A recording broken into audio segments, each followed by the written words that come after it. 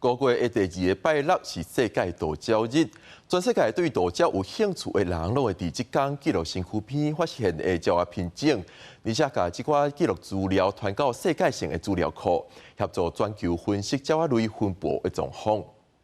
灰叫黄足鱼，它有一些肚子红的，一大群，你们用千里镜来观察礁仔，而且佮透过解说，互民众了解这是虾米礁仔。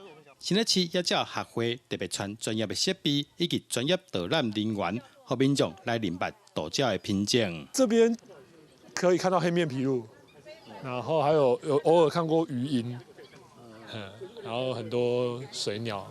黄竹以前是没有看过的，对。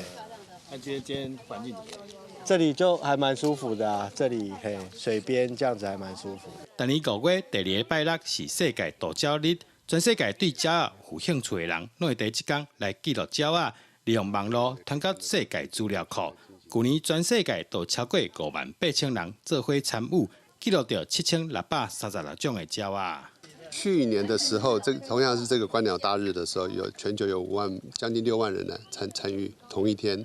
所以我们在世界各地赏鸟，那我们用 eBird 这个工具在手机的 APP 传上去，所以我们就可以知道这一天的全世界鸟的分布状况。我们可以看到很多的工厂、庙宇，还有一些废土场慢慢成立，所以我们已经感到鸟比往年少了非常的多，种类还是多，数量少了非常非常的多。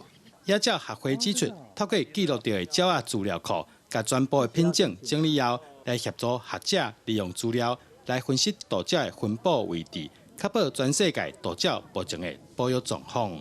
记者刘君和新店报道。